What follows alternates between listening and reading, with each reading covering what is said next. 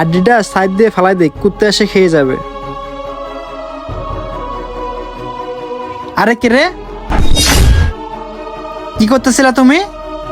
কিছু না ভাইয়া, হাড্ডিটা নিতেছিলাম। আসলে ভাইয়া আমার ছোট ভাই না অনেকদিন ধরে মাংস খায় না।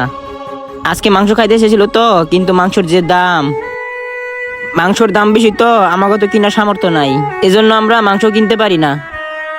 কিন্তু আপনার দোকানে মাঝে মাঝে আইহি, এখন দেখি হাড্ডি পড়ে আছে, পরে হাড্ডিটা টোকাই নিলাম। আর সেই হাড্ডির উপরে একটু একটু মাংসও থাকে, তাই হাড্ডিটা আমরা টোকাই নিছি। আর এই জন্যই আপনার দোকানের সামনে এসে দাঁড়ায় থাকি। আবার যদি আজকে কয়টা হাড্ডি পাই, সেগুলো নিয়ে রান্না করলে আমার ছোট ভাইটা খাইতে পারবো, আর ওর উসিলায় আমি একটু খেতে পারবো। কি প্রত্যেকদিন যে আমি হাড্ডিগুলো ফেলাই দেই, এগুলো টোকাই নিয়ে তোমরা খাও?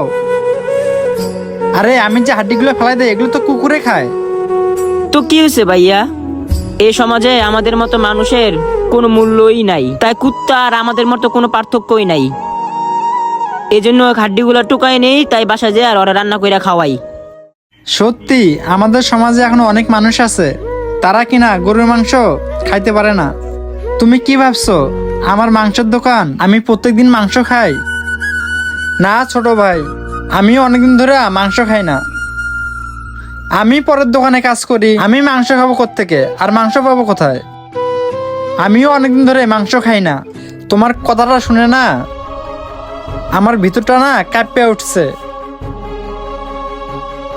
ভাইজান আমরা তো রাস্তায় টুকাই ভিক্ষা করে খাই, আর আপনি এই দোকানে কাজ করেও মাংস খাইতে পারেন না। আর আপনার তো আমাদের থেকে আরো কষ্ট অনেক বেশি, কারণ আমরা তো মাংস চোখেই দেখি না। আর আপনি সারাদিন মাংস হাতায়ও আপনি খেতে পারেন না। কি বলবো ভাইজান, আমার তো বলার মতো কোনো ভাষাই নাই। দেখেন ভাইজান, আপনার লেগে না আমার অনেক খারাপ লাগতাছে। দেখো ভাইয়া, তুমিও গরিব মানুষ, আমিও গরিব মানুষ, তাই আমার লাগে তোমার দুঃখ হইতেছে।